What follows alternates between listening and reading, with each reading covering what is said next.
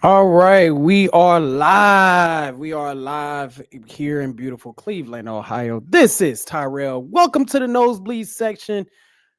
You know what time it is. The Cleveland Browns done tried to attempt to play a football game for whatever that's worth, right? And let me just say this first time here, welcome. If you guys are returning, welcome back. So the Cleveland Browns find a way to just stink up the joint, stink up the bed by a final score of 31-3, getting belt to ass by the Chicago Bears.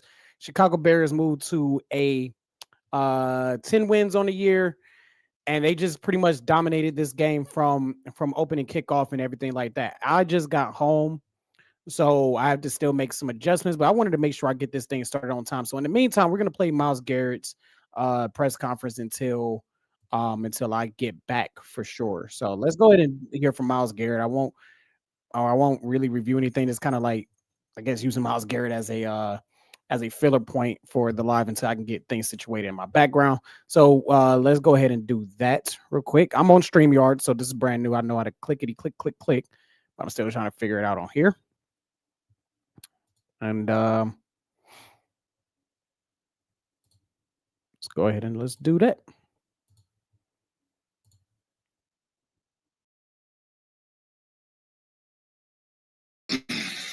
It looked like at one point there in the second half, you were kind of pointing to your thigh, and I mean, just take a shot there. It seemed like it was hurting, but it wasn't. You were going to play through it. That's how I always am. I'm gonna play through pretty much anything. But yeah, tweak my hip or some in that area. So I was feeling that for the rest of the game. But like I said, I'm just gonna continue to push through because we still got something to play for. There's as long as there's games on the schedule, I'm gonna go out there and try to win. Is it on your right side or left side? Left. Don't be sharing this info with the enemy. What were your impressions of Caleb Williams and kind of what they did to move him around to kind of negate your guys' pass rush in terms of moving the pocket? Well, I think we rushed pretty well for the most part, but he's elusive. He got out of a couple. They held up. They protected with 6 or 7 sometimes, but they also have some really good guys in that O-line. And rolling the pocket definitely helps. He's able to use his feet and still be quite accurate. And now they use that to their advantage on, I believe, a couple of scoring plays where he was on the move and he found someone just with time. You give a guy like that time and receivers the option to kind of like freestyle back there, and they're gonna eventually get open. So we have to continue to try to pull him up and keep him contained, and we did that for the most part. But he definitely made plays. He's a playmaker. What about the fact that you inched closer to the record? Is it nice to know that it's in sight? And it's always been in sight. Myles, more than half, or at least half your sacks this season have come on third down. You had another one. Both one and a half today were on third down. Just when you see that, just how much does that talk about elevating your game in the big in the key downs, that money down, third down.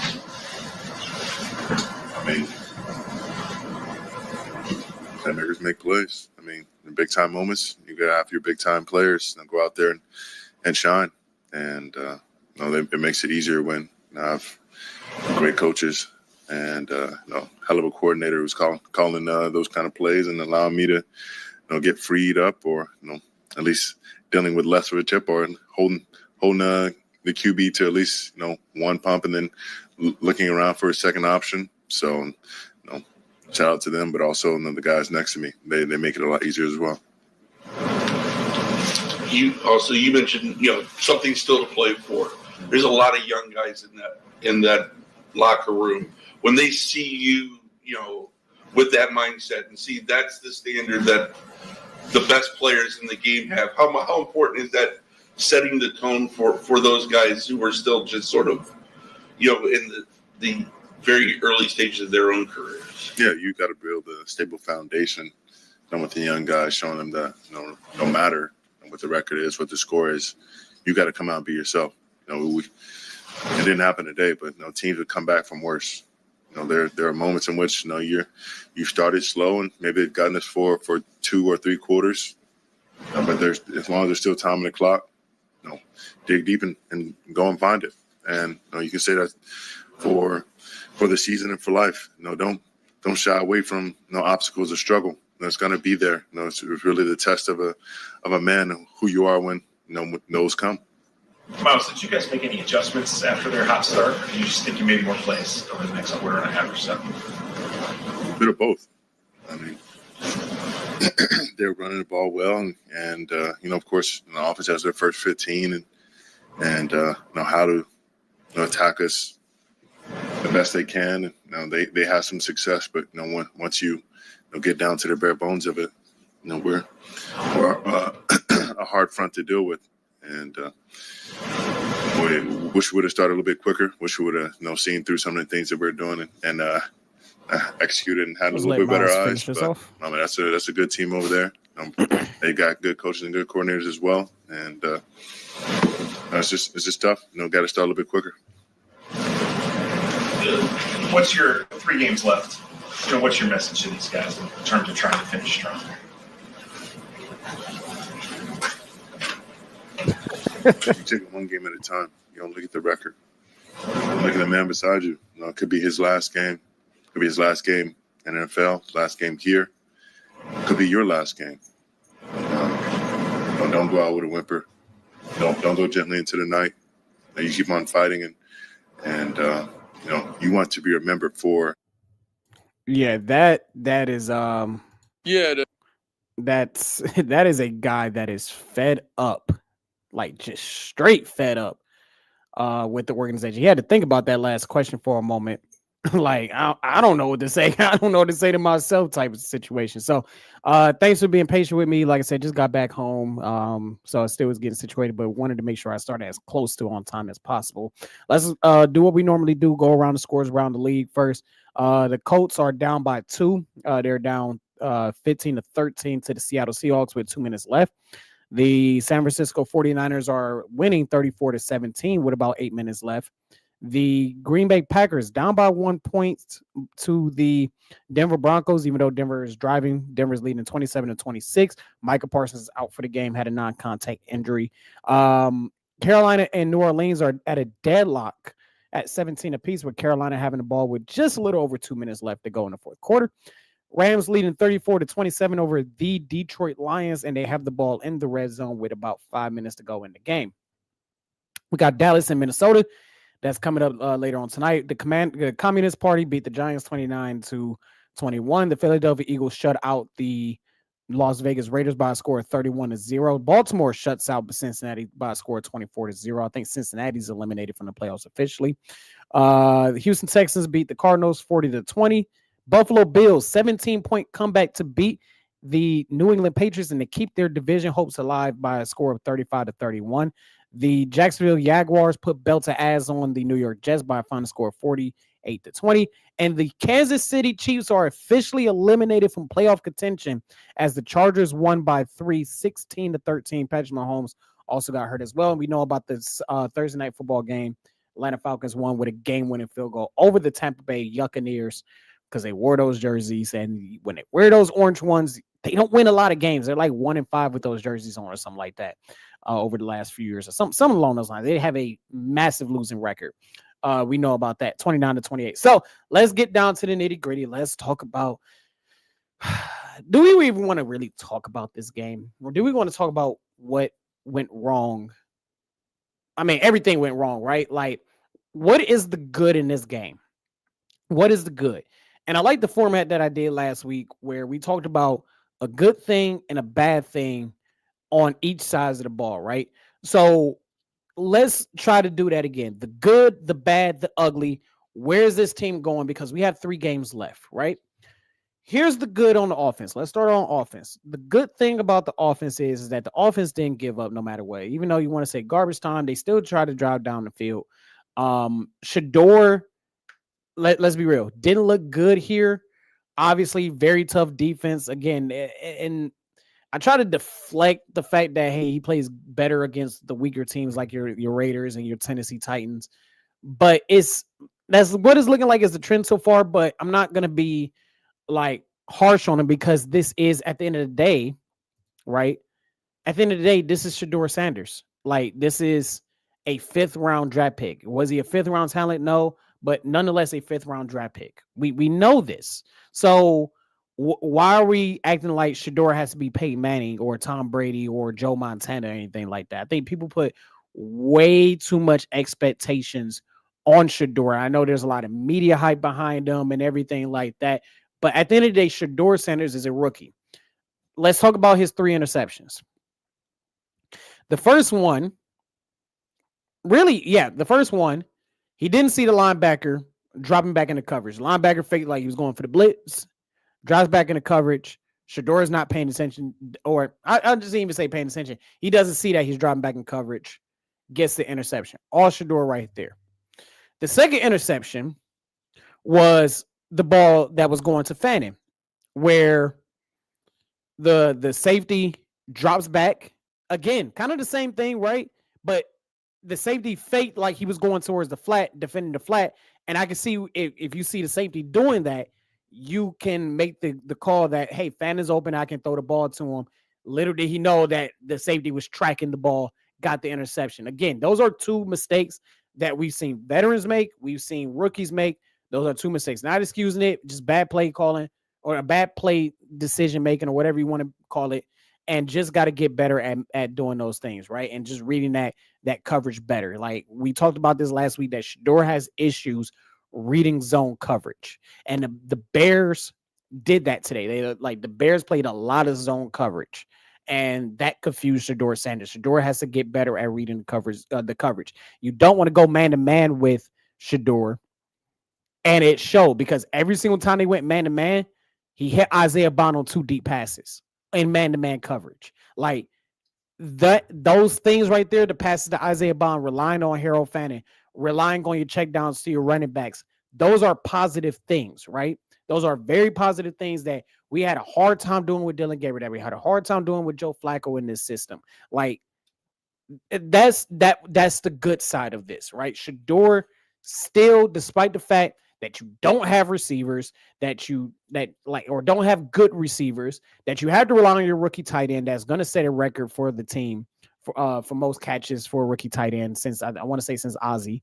You have a offensive line that is completely damaged, depleted, and just plain on bad when they're healthy. Where we at? Like what, 18th combinations on the offensive line or something like that? I know we lead the league or very high in the league as far as starting combinations, as far as overall in-game combinations for this entire offensive line. This offensive line has no chemistry.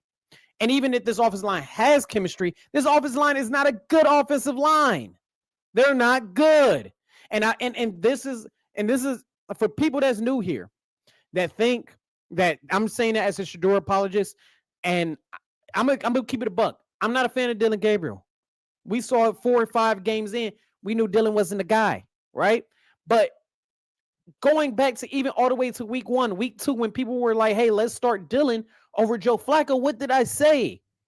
Why would I want to put Dylan Gabriel or Shedeur Sanders in a situation where there is no offensive line, where Shedeur doesn't have a lot of time? Shedeur got pressured 65.5% of the dropbacks that he had today.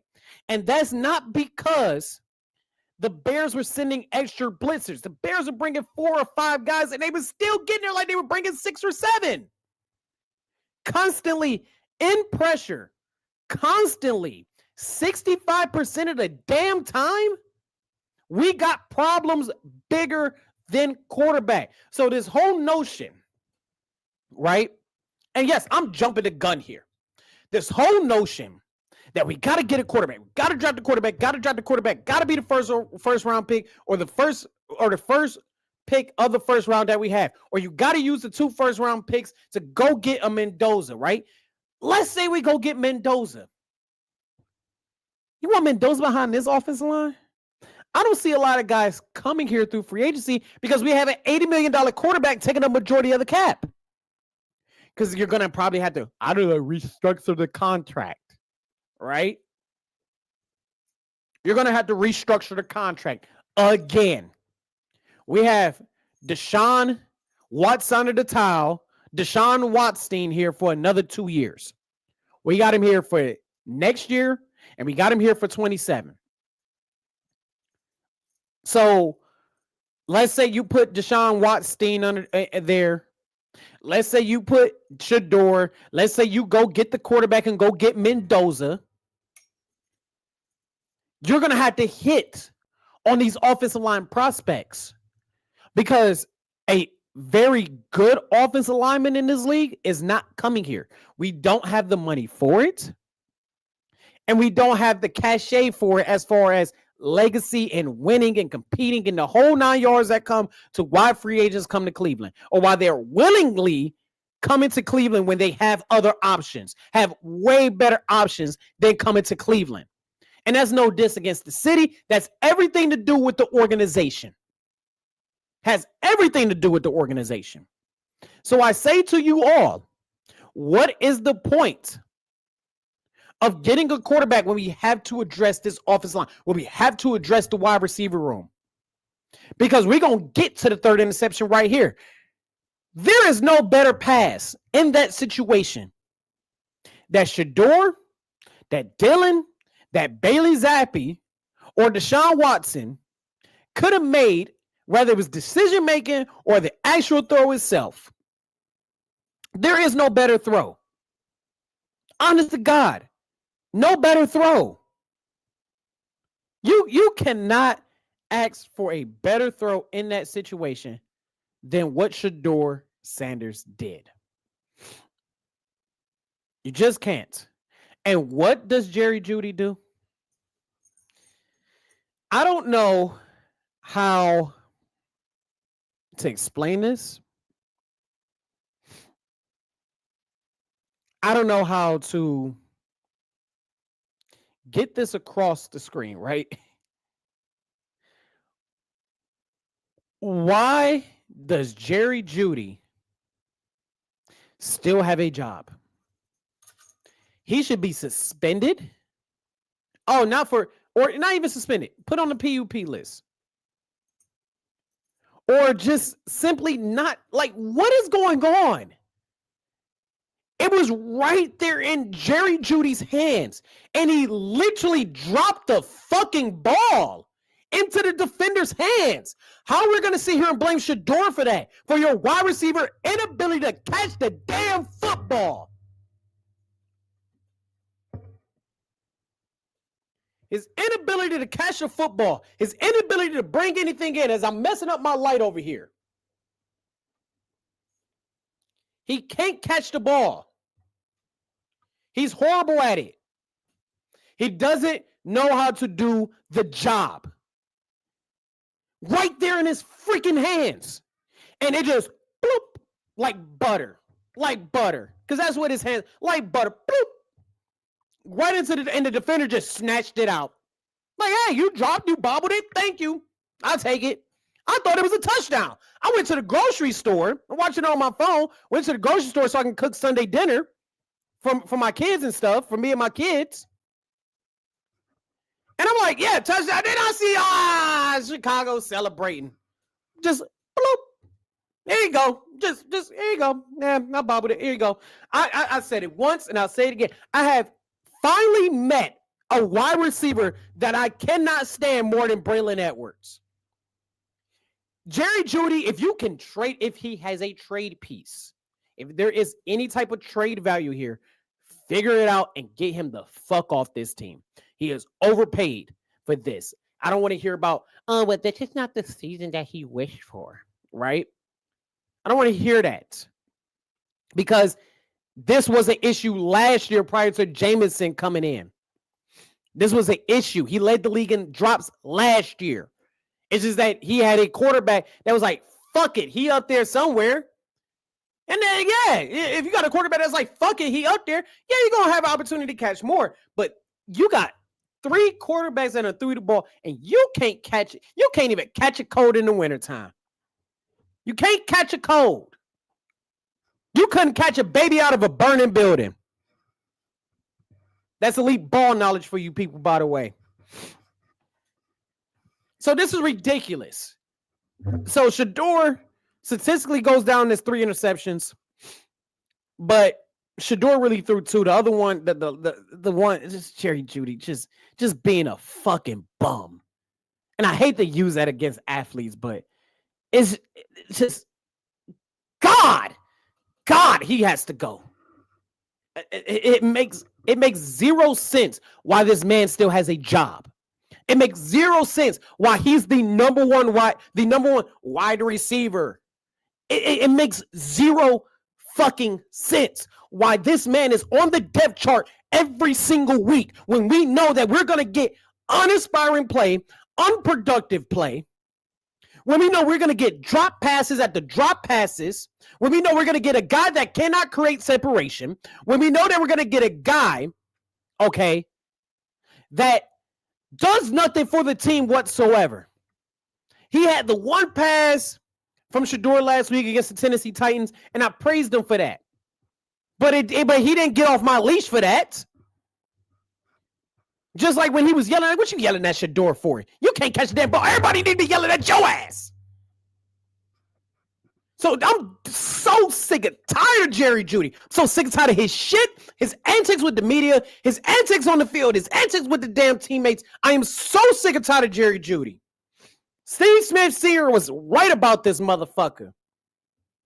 I'm just done. I'm just fed up with this guy. Like, at least Braylon Edwards was somewhat productive here. At least Braylon Edwards made a Pro Bowl here. At least Braylon Edwards had double-digit touchdowns here. At least Braylon Edwards gave us a flash of hope here. Jerry Jeudy sucks the life out of his entire offense, and there's a lot of things that sucks the life out of this offense. One of them being Kevin damn Stefanski. And we're going to get on him. Pause. But we're going to make sure Kevin Stefanski get his due. Let's talk about the defense. I sat back on this show last week and said that losing Mac Collins was a major blow. That he made a difference in our run defense, and it showed again. Again, the Chicago Bears with DeAndre Swift and what's his backup name? I don't even know. I can't remember how they pronounce his name. So many Monagaya, right? So Swift and Monagaya. Swift, 18 carries, 98 yards, 2 tutties. Monagaya, I think that's how we pronounce it, 11 foot 33 as the backup, right? And it's just like every single time these guys ran, these guys were just producing something. I think we maybe had 1 tackle for loss. That was about it. But again, the Bears did something with this offensive line. They focused on the interior. We talked about this in the preview back in August, that the Bears improved their offensive line. And it showed.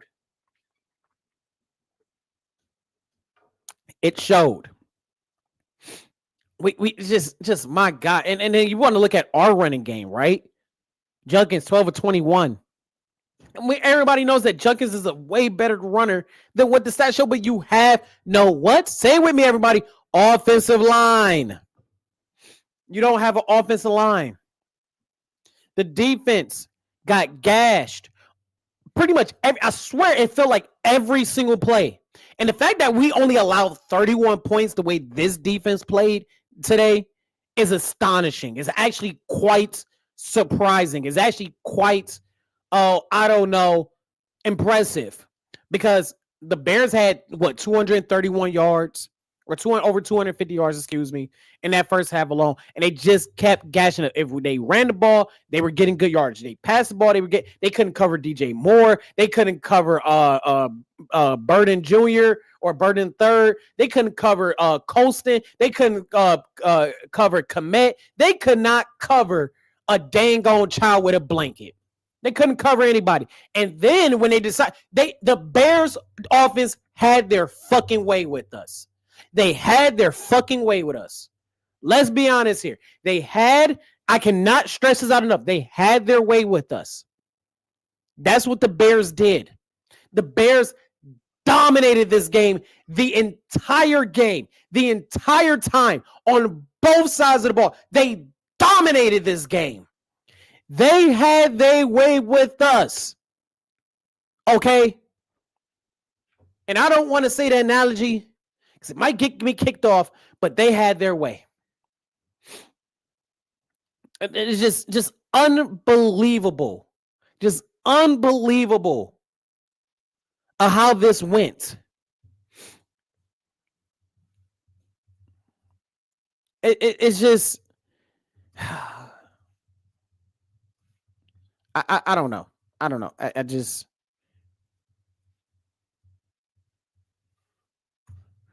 it's one of those things where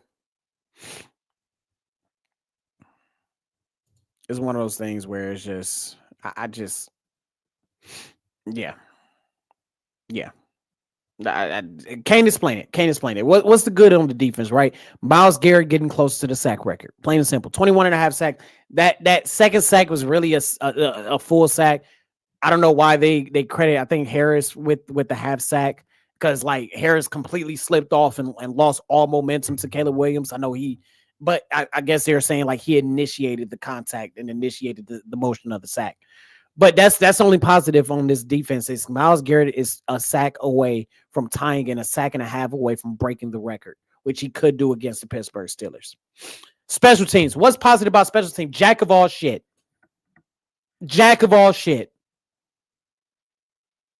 There's nothing special about special teams with this team. Matter of fact, isn't this the second week in a row that we opened up the game with like a 40-plus yard kickoff return to open up the game? Like, they literally started the game on their side of the ball, on our side of the ball already. They started the fucking game on our side of the ball already. And they almost ran that bitch back for a touchdown. I was on another live stream doing another show, watching this shit and going, what the absolute fuck? So there is nothing good about special teams. Once again, Ray Vitrone needs to be shipped to Pyongyang. He needs to be deported to fucking North Korea. That's his pronouns. Deported to fucking Pyongyang. I don't want him out of the state of Ohio. I want him out of this fucking country. Doesn't deserve to have another coaching job whatsoever. Doesn't deserve it whatsoever. And then let's talk about the ugly of the game, which, surprise, surprise, coaching and preparation. Coaching and preparation. They couldn't even get the damn plays to get on the damn field to start the damn game off. It was absurd. It makes zero sense why coming off of an ensuing kickoff,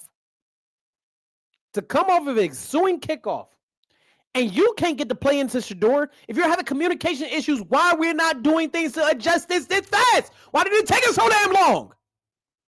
How did it take a delay a game on the second drive? Because we have the lack of communication. We have the lack of structure. We have the lack of organization. We have the lack of accountability within this coaching staff. And it starts with Kevin Stefanski. Stefanski, this motherfucker unprepared, all the false starts, all the penalties, it's just too much. Just done with this shit. I'm so fed up, and every Cleveland fan has to be fed up with this. We have to be tired of Kevin Stefanski. He establishes nothing. He allows mediocrity. He allows constant and consistent bad behaviors on this field. The illegal man down the field. Why is that not coached to our backup center? The false starts, the illegal formation, not getting the play call in. The fact that Ray Vitrone is not in Pyongyang. The fact that Jerry Jeudy is not joining him in the Democratic People of Republic of Korea. Plain and simple. Plain and effing simple.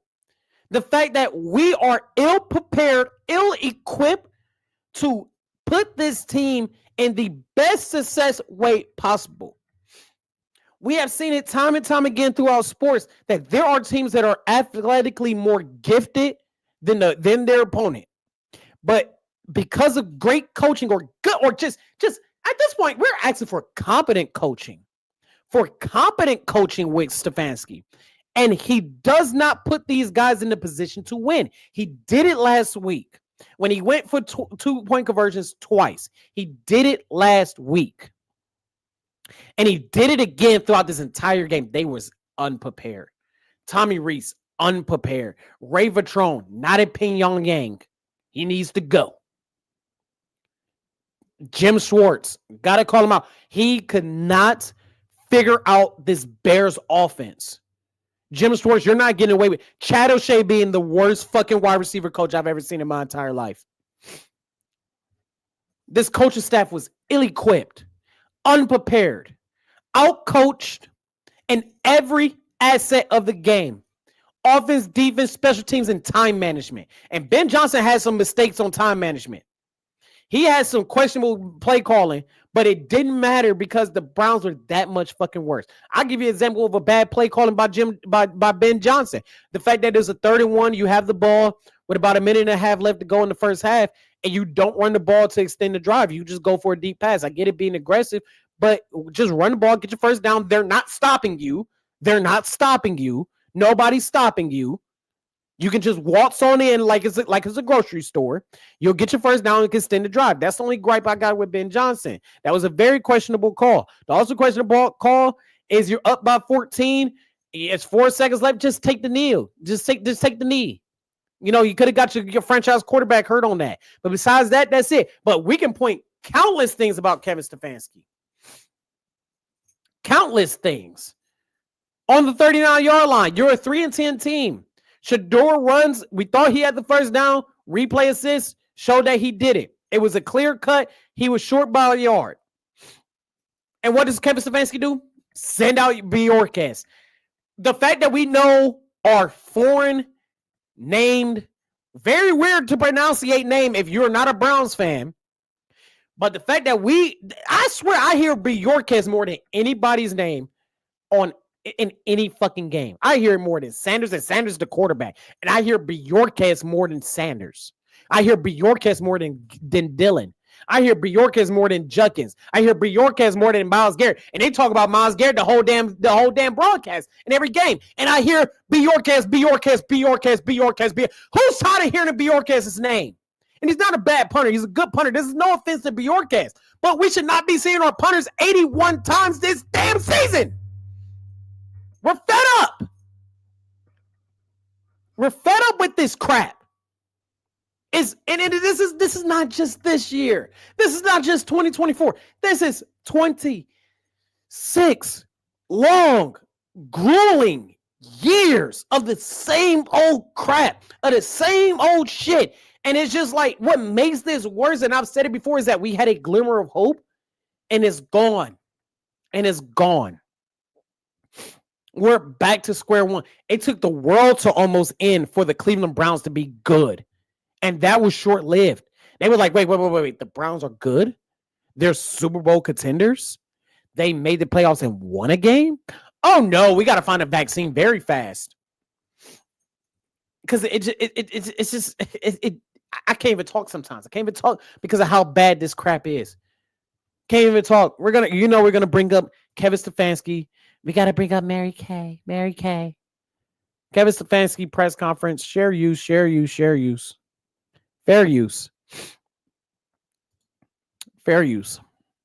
Because this is ridiculous. Let's hear all the bullshit ass excuses he got. We know we pause in between every once in a while. We do pause in between. So let's go ahead and let's do this. Kevin Stefanski. I'll look at that. Likely in the morning, and then Sam Kamara had an elbow injury there. I think he'll be okay. Obviously, credit to the Bears. We didn't play well enough, didn't coach well enough today. Got off to a bad start and never were able to get out of that. So credit to them, but we have to, learn from these, and as players, we got to learn from some of these moments, and we will. And with that, I'll take any questions. Wait. Before we get to the question, I got to talk about the hoodie. I don't know if this is NFL license or the Browns have it. I don't know if the entire league has this. Y'all see what the hoodie say? I know the microphone's in the way. It say inspire change. How ironic. Because we need a lot of change. And I'm going to go into the question after Stefanski's press conference. I'm going to go into why it means to fire, what it means to fire Stefanski now. Because there are people that are like, there's no point. You're 3-11 now. There's no point. I'm going to explain why. But it's just so funny to me that Kevin Stefanski's whole outfit is opportunity, inspire, change. And I know there's some political, but like, come on. You can't make this shit up. To that bench, is if they were ready to play? Yeah, ready to play. Obviously, they had good return coming out. And then we got backed up there. I felt like the player was on the line, Tony. I was not sure how that didn't get overturned. And then we're backed up inside the one, which is a tough place to start. And the player was on the line. And I sit back and say this, Kevin, and we saw it on the cameras. And I have to be fair to Chicago here. It was similar to the situation in with Baltimore and Cleveland. And I was on that side of the field where we didn't touch the line, but like he downed the ball, touched the line, and then like moved his hand before the ball could touch him. The ball never touched him. That's why it was down the way it was down. that game against a good football team. Can you just assess how you think that Shedeur did? I know there were challenging conditions, offensive line problems, and all things like that. Yeah, challenging. I mean, it's incomplete till I can look at it, obviously, but I know there's things that we can do better. I know there's things that he can do better. We'll look at it. Kevin, the offensive line is just in such a state. How difficult is it to get any sort of evaluation on quarterback, offense, anything with the amount of, just the amount of injuries? Yeah, I think you won't hear excuses from us in terms of who's in there, not in there, those type of things. We trust the guys that are in there. We go to battle with those guys. So we have expectations regardless of who's in there. Y'all need to change. Y'all need some trust issues with this offensive line. You need some trust issues with Jerry Jeudy. You need some trust issues with Ray Vetrone. You need some trust issues with all these motherfuckers. I got trust issues with you, Stefanski. Was there something wrong with the Sanders wristband? Yeah, there was a miscommunication early. I think they mentioned that you guys had the wrong plays in the wristband on the first two drives. Is that accurate? No. Oh, that's ridiculous. Yeah. There was something, I don't know if the wristband got something on it or whatever it was, but there was we got that fixed pretty quickly. And what about the interceptions? Obviously, the second one was not Shedeur's fault, but the other two looked like he just kind of made some poor decisions there. Made some poor decisions there. I'd rather look at it, Mary Kay, to give you a more informed answer. We know that team is good at taking the ball away, particularly intercepting the ball. So we'll learn from those. And what about the one that did get ripped out of Jerry Jeudy's? And it got ripped out of his hands. Yeah, obviously we're trying to make a play there. In that moment, trying to get on the board, their guy made a good play. And I know you have told us that Shedeur. Hey, why is she getting too many questions, man? Why is she getting too many questions? So let's speed this shit up. Somebody ask another question. Because she getting way too many damn questions.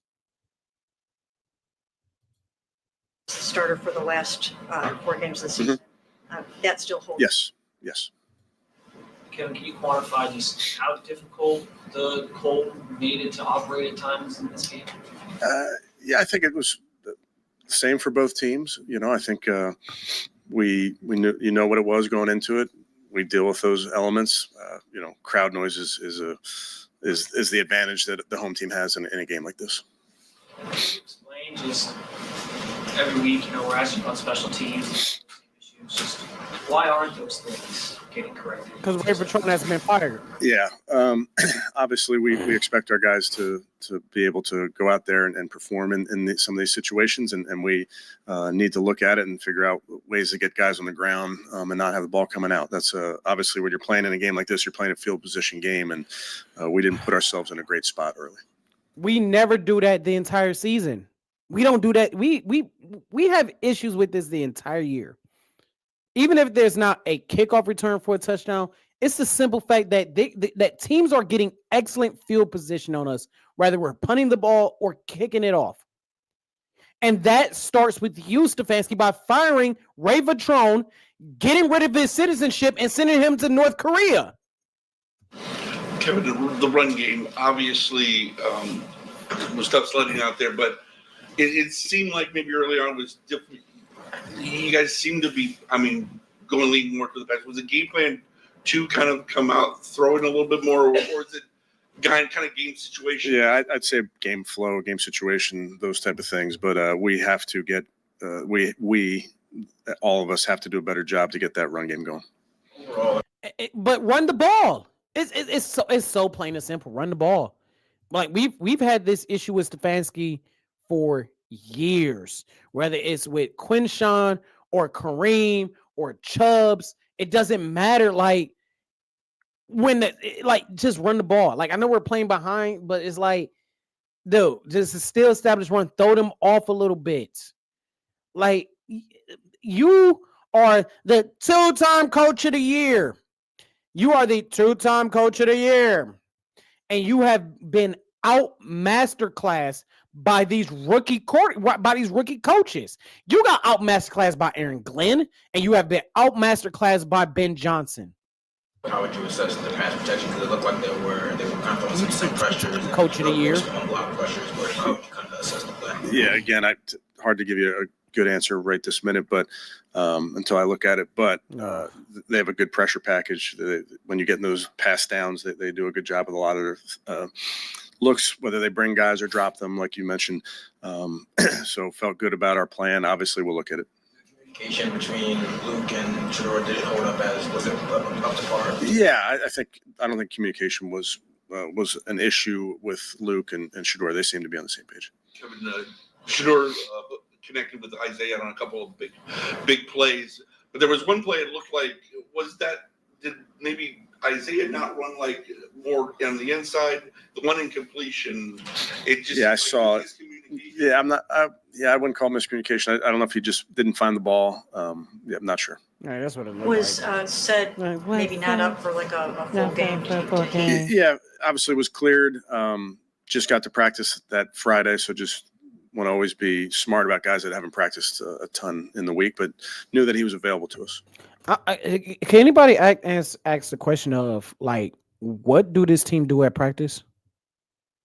Like, what did we do at practice this week? Like, somebody answer that for me, because it looked like to me we ain't doing shit. When you consider the offensive line, the hole, no David Njoku said, and all the different things that Shador had to deal with in this game, did he show you some things that have you thinking that I'm obviously thinking about just this game and those type of things. He's a young player that is making progress, like we've talked about all week, and I see it in games. I get to see it in practice. There's going to be ups and downs to young players, in particular quarterback position. So we'll learn from it, and we'll be better next week. I'm getting them 2 scores early and then 3 in the third. Here's the thing, right? Consistently, we hear we'll learn from it. We're going to get better. We got to go look at the film. We got to do this. We got to do that. Blah, blah, blah, blah, blah, right? But, like, what are we getting better at? What are we learning? Because it seemed to me what we're trying to get better at, what we're learning is jack of all shit, dude. We're not getting better in any category. At any category whatsoever. Drastically changed what they were able to do on defense, kind of limited you guys on offense. I would give them credit. Obviously, that they did a great job, but we have to execute better in some areas. You talk about the ups and downs, and obviously that's the best takeaway defense in the NFL. Do you talk to Sanders about just 364 yards last week, turnovers this week, that up and down? Particularly to their takeaways, you're saying? Just the ups and downs, like you did. Oh, well, yeah. I mean, sure. You talk to your quarterback a lot about the opponent you're facing, what they're good at, things that they're going to try to take away. But at the end of the day, you just have to focus on your development in each one of these games. And he's fighting like crazy to try to help us win. Obviously, we came up short. All of us, we came up short. So you learn from it and you apply those lessons in the future. It seems like they moved Caleb Williams around and moved the pocket to try and neutralize your pass rush. Mm-hmm. What did you think what they would do there, and what kind of pressure does Caleb put on a defense when he's out of the pocket? Yeah, well, we knew all week going into this one that he's as elusive as anybody is in the league. Obviously, they have designed plays for him to get outside the pocket. And then he has ways to off structure get outside the pocket. The touchdown pass that he made, running out of bounds is a really high level play for a quarterback. But they do a nice job in their design on some of those keepers and the play actions. And then obviously he just has that ability to extend plays. And we don't do that. We got to keep them in the pocket. We got to keep them in the pocket, baby. Got to keep them in the pocket. So before we get to Shedeur, right? What is the point of firing Stefanski now compared to the end of the year? Compared to Black Monday, whatever you want to call it, right? And I'll give you the one thing. You are setting in apathy in that entire locker room. This locker room, no matter how much they want to come out and say it's not, you can tell by how they play, the energy, the preparation, everything, that the locker room is gone from Kevin Stefanski. Like, Stefanski has lost this locker room. And Mary Kay can go around talking about, well, he really didn't lose the locker room. All that speculation that he lost the locker room. Bullshit, Mary Kay. Sick and tired of your shit. She had too many questions in that press conference. I'm telling you that you are setting in apathy, because every single day this man is in that facility. Every single day he's at practice. Every single day he's in that film room, and every single Sunday that he is on that sideline. You are setting apathy, and you are setting a standard that mediocrity, unpreparedness, non-structure, and just flat out bullshit is okay and acceptable with the Cleveland Browns organization. I mean, we know those things are to be true, but these young cats that we got, your Judkins, your Swessingers, your Shedeurs, your Harold Fannings, like, some of these guys you drafted came from winning programs. They came from winning programs. Judkins, Ohio State University. Shedeur, Colorado and Jackson State. They won games. Swessinger came from UCLA. Mason Graham is a national champion. Judkins, national champion. Dylan Sampson, University of Tennessee. They win games. SEC win games. So you got guys here, rookies that are, even Dylan Gabriel. Let's be real here. Dylan Gabriel, University of Oregon.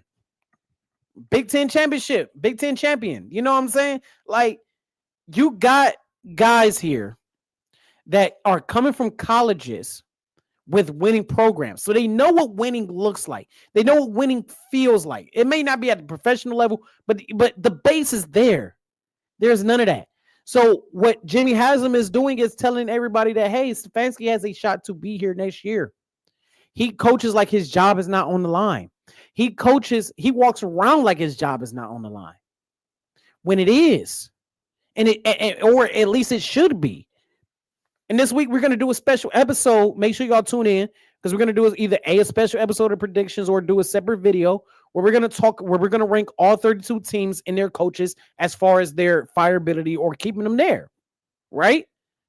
And Stefanski is up there on that list. That seat got to be scorching hot to the point where you can't sit your ass down. To the point where you can't sit down. So to me, firing Stefanski means is that you're setting the tone that we are making changes to build a future, to build a winner. I am in a firm belief that you keep Andrew Berry here. I've gone back and forth between keeping Berry here and firing Stefanski, or firing both of them because they're conjoined at the hip. But hey, conjoined twins are allowed to separate. We have surgeries that separate conjoined twins. And it's time to have that surgery to separate the conjoined twins by firing Stefanski and keeping Andrew Berry. Let's go ahead and let's get on with Shedeur. And if there's any comments, we'll answer those comments as well. Again, like I said, fair use, and fair use.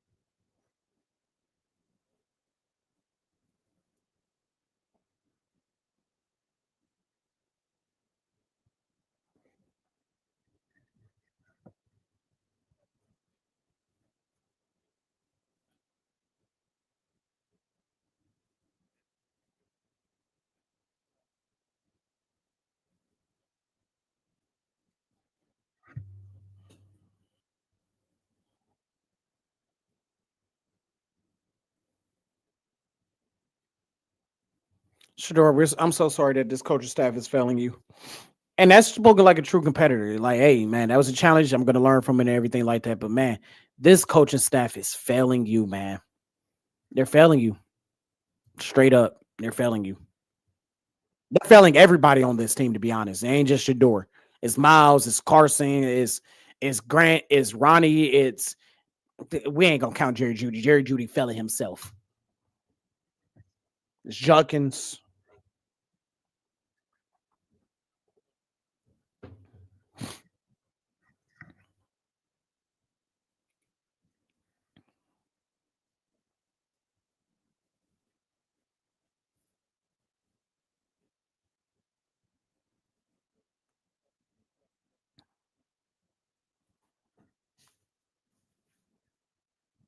What on TV? They mentioned something happened with your wristband after the first 2 drives.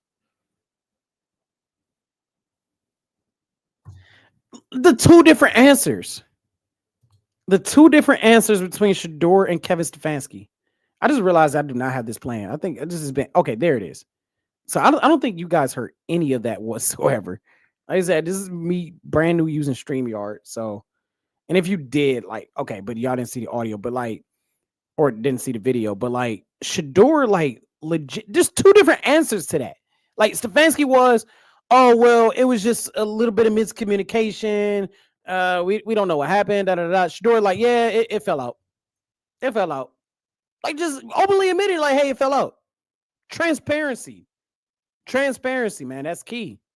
This is just your fourth start, but to have the ups and downs of having 4 touchdowns last week and 3 picks, how can you handle that and kind of process and move on? Well, yeah, I'm the same person, regardless. So I still got the same belief, in myself, and I definitely, like it is every week. You gotta get out there, learn from it, play better, and that's it. Shador, the first half didn't go your way, but you guys were in it. Just kind of what was the mindset going into the second half of trying to get some consistency and some. Yeah, really. Going into the second half, it was really like get things going, and get rolling on offense. I mean, they tried, right? And if I'm not mistaken, I think the Browns only had like what, 1 first down in the first half? 1 first down. And it's like, your offense line is shit. You know that they are blitzing they have quarterback pressures at a rate of 65% of the dropbacks. Literally 65.5%. And this coaching staff makes no adjustments to roll you out of the pocket, to do what the fucking Bears were doing, to do what the Tennessee Titans were doing last week. Making adjustments to the pass rush. Or just to outright prevent it. Tennessee offensive line is ass. And they found ways to minimize the pressures.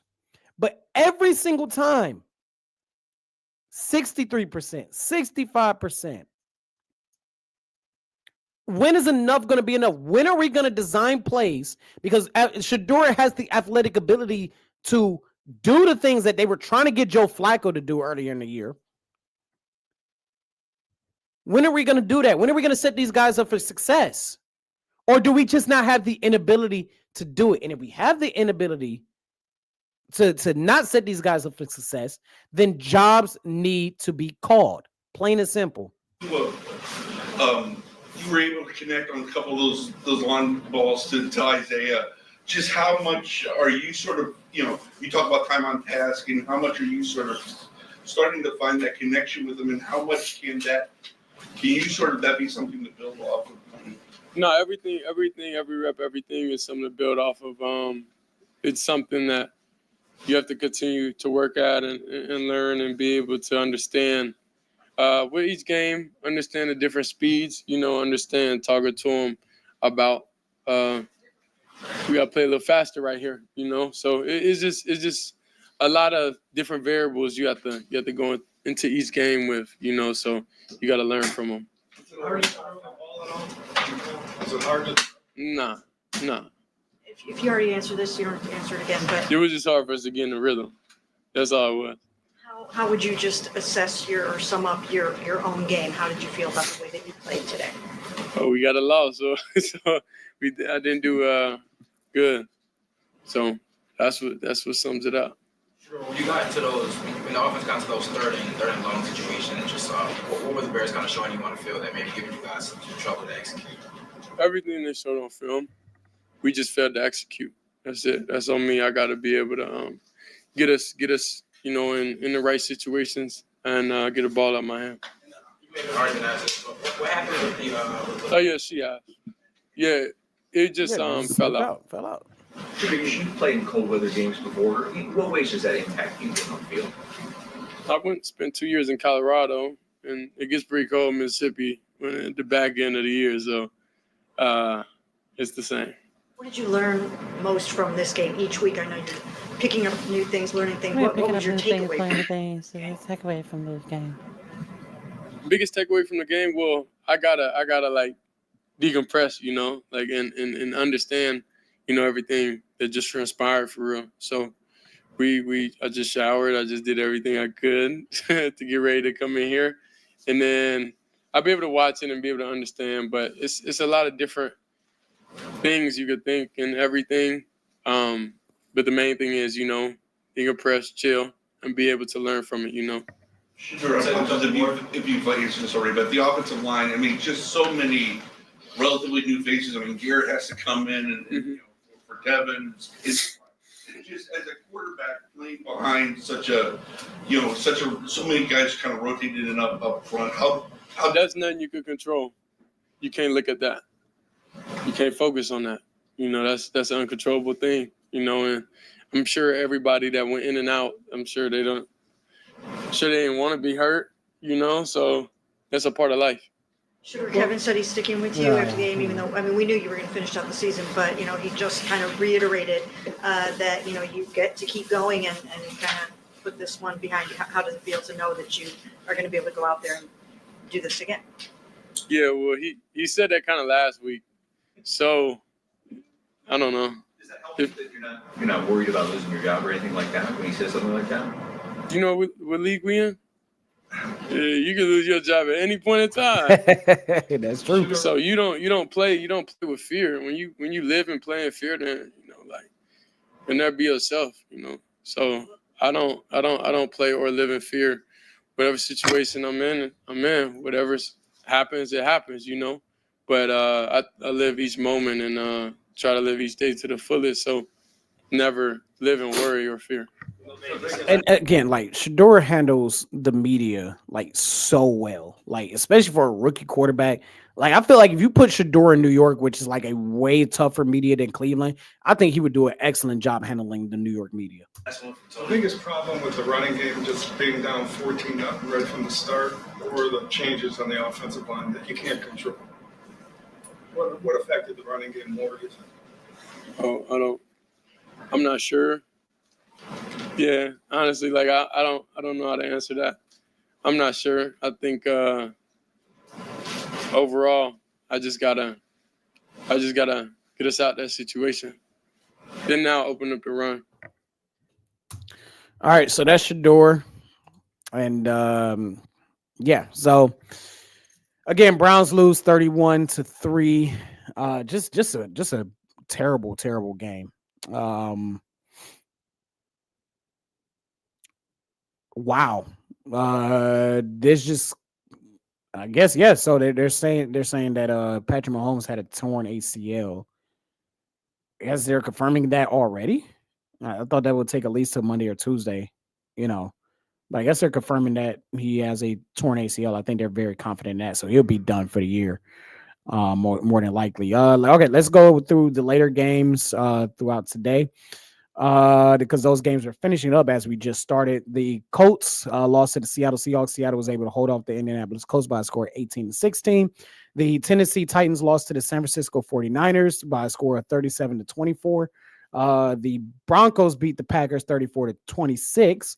The Saints win off of, let's see, did they win off of a game winner? Yes, off of a game-winning field goal. They sweep the Carolina Panthers just like that.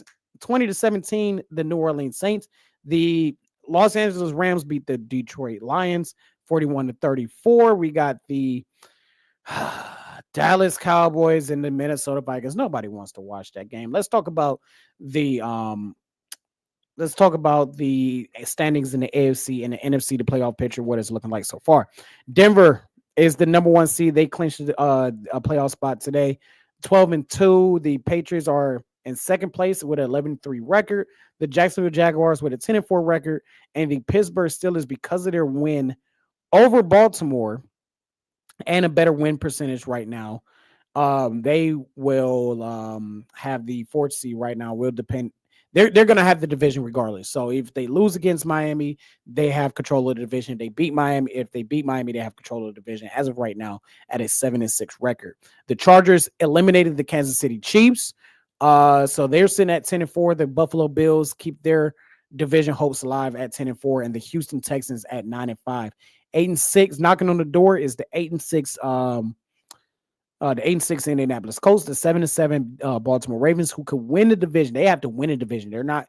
I don't think they get in as a wild card. I don't think anybody from the AFC North gets in as a wild card. That's what it's shaping up to be, but we never know. At 7-7, the Miami Dolphins at 7-7. I've said this once again. Miami and Pittsburgh is a bigger game than a lot of people are talking about. This has a lot of playoff implications. The Kansas City Chiefs and the Cincinnati Bengals both eliminated from playoff contention as of today.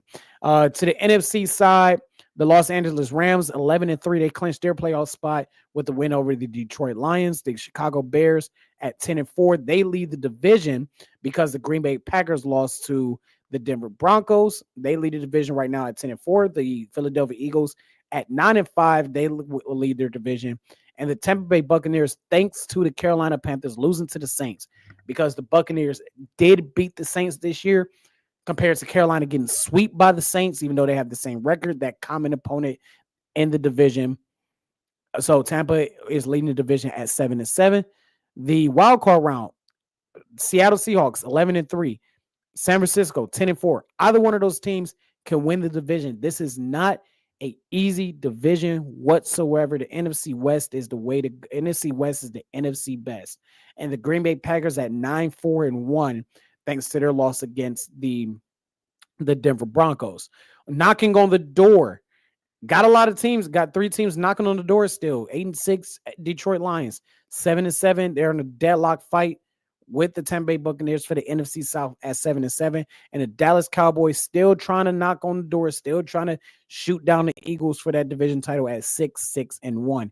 The Minnesota Vikings were eliminated from playoff contention today with the they already eliminated from playoff contention. I think they just got eliminated today just because of common opponents and everything like that. So yeah, that's what it's shaping out to be. Who do I think gets in the playoffs? I'm gonna pick a guarantee, and I'm just gonna talk about the wild card teams here. I'm gonna pick a guarantee lock in, and I'm gonna pick a team that could just sneak in at the last second. For the AFC, I think the AFC is pretty much a lock. I really do. I think outside of figuring out the NFC North and the AFC East or the AFC South, I think it's, to me, the AFC is just figuring out divisions, right? I think every single one of these teams that are sitting in the playoff spot today, outside of Pittsburgh, gets in. I think Houston gets in, Buffalo gets in, the Chargers get in, Denver's already in, New England's going to get in, Jacksonville's going to get in. It's just a matter of who goes where, what division winner is going to be there. I think Jacksonville can, let's look at Jacksonville's remaining schedule. Jacksonville has the Broncos. That's going to be a tough game. That's going to be a huge game next week. That could have some seeding implications. They got the Broncos, they got the Colts, and then the Tennessee Titans. I think Jacksonville goes 2-1. I think they'll lose to the I think Jacksonville goes 2-1. They'll lose to the Broncos, but then they'll beat the Colts and the Titans, and they'll pretty much secure that division. I think, in my opinion, the Houston Texans remaining schedule. Their next 3 games is the Raiders, Chargers, and the Colts. Same thing. Houston go 2-1, but if Jacksonville goes 2-1 as well, Houston will be that wild card round. The Chargers game is going to be a seeding for sure, so that's going to be a big game. They got the Raiders. I think they'll beat the Raiders, and then the Colts. I think the Colts are just done for the year. And that's a shame because they were having a magical year. They're having a good year, and the Colts season, this is going to go down as one of the most epic in-season collapse in NFL history. Like, this is going to be talked about for years ago. Like, there are in-season collapse that are talked about for generations. This is going to be one of those, in my opinion. The New England Patriots, all they got to do is just win out. All they got to do is win out, despite the loss to the Buffalo Bills. They got to win out, but that's going to be tough. Sunday Night Football next week against the Baltimore Ravens, a team fighting for their playoff spot, for their division title. But then they got the Jets and the Dolphins. The Jets should be an easy breezy win. And then the Dolphins is always their kryptonite. So I think in this situation, I think this is a good enough New England team to go 2-1 in this situation, but they better hope Buffalo don't win out as well. Pittsburgh, they got the Browns next week. Actually, no, sorry, excuse me. They got the Lions, Browns, and then the Ravens. Those are their next 3 games. That Detroit game is going to be tough. It's going to be tough with Detroit fighting for their own playoff spot. So it's not going to be easy. Them against Cleveland, they've lost 4 out of the last 6 in Cleveland. So these are not, and then they have the potential division game on the line, huge game against the Baltimore Ravens. The good thing they're going to be at home for that. That's going to be a massive game. The Chargers schedule, they got the Cowboys, the Texans, and then they got the Denver Broncos. So that could be for the division title. And like, the crazy thing is the Chargers are undefeated in their division. They are what, 5-0 in their division. They're second in the AFC West because Denver has more wins, but they went 3-0, to open up the season against 3 division opponents. One of the Broncos have 2 losses. One of those losses against the Chargers. So they're perfect in their division. They close out with Denver. Yeah, they're 5-0 in their division. So that could be for the division title as well. Buffalo's remaining schedule, they got the Browns next week. They got the Philadelphia Eagles, and they got the New York Jets. They should put belt to ass on the Browns. The Eagles game is going to be 50-50 with that. And then they got the New York Jets. And then the Houston Texans, we already talked about them and their remaining schedule. So I think the AFC is pretty much a lock. It's just going to be about shifting the seeding. For the NFC side, again, kind of similar to me. I think a team that could be on the outs is Green Bay. Like, I think there is a possibility, because if I look at Detroit's schedule, Detroit has Pittsburgh, the Minnesota, and the Chicago Bears. They have to win the remainder of their games, and they're going to be motivated. And I think Dan Campbell's going to get them motivated. I think Detroit has a good chance to go 3-0. Green Bay has the Bears next week, which is a huge game. That's pretty much the division title. They got the Baltimore Ravens and they got the Minnesota. This is a huge test for the 10-4 Chicago Bears. I think Chicago still gets in. I think if Chicago beats Green Bay, Chicago gets in. I think Chicago will clinch the division. If they don't clinch the division, they should clinch the playoff spot. Philadelphia, I think they'll just scave off the Cowboys, to be honest with you. Tampa is another team I could see getting out of the playoffs, and Carolina taking that division lead. They actually play against each other this upcoming Sunday coming up. So this is a massive game. As a matter of fact, they played 2 out of 3 times. It's Tampa, Carolina. Here we go. Carolina's schedule: Tampa, Seattle, Tampa. Tampa's team in between those 3 weeks is the red hot Miami Dolphins. So it's not going to be easy. Not going to be easy whatsoever. So I can see Green Bay being eliminated. I can see Tampa being eliminated. I can see Carolina taking the division, and I can see Detroit sneaking into that spot. So to me, on the AFC side, the AFC is pretty much a lock. It's just a matter of who goes where, who's number 1 through 7. But I think it's pretty much locked. Indianapolis is going to collapse. Baltimore is pretty much like, that's my only one that's iffy. It's just Baltimore and Pittsburgh are right there with each other. So it's like, Miami has like the slimmest chance, but I don't think Miami gets in. And I don't think nobody wants to see Miami get in, to be honest with you. But like, Baltimore and Pittsburgh is like the only thing I can see being the difference, just because of how close they are in the division. Outside of that, it's pretty much a lock. So that is it. That is it for the show. We didn't have anybody comment. That's okay. Thank you all for tuning in. Whether you just decided to pop in for a couple of seconds or stayed the entire time, please hit that like button. Please share. Please comment. Please subscribe. We're on StreamYard now, so the stream should be a whole lot more easier. I'm gonna put the little graphic up here as soon as I find it. Yeah, so hit that like button. And please subscribe to the channel and everything like that. Hit that notification bell. We'd love to have you guys continue to come on here. This is another edition. We got 3 more games to go. 3 more games to go. We're going to talk about the coaching carousel that's going to be coming up. We know guys know I'm going to be right here reviewing every single coaching firing as not as it happens, but as it comes in, grab it all together and figure out what's going on.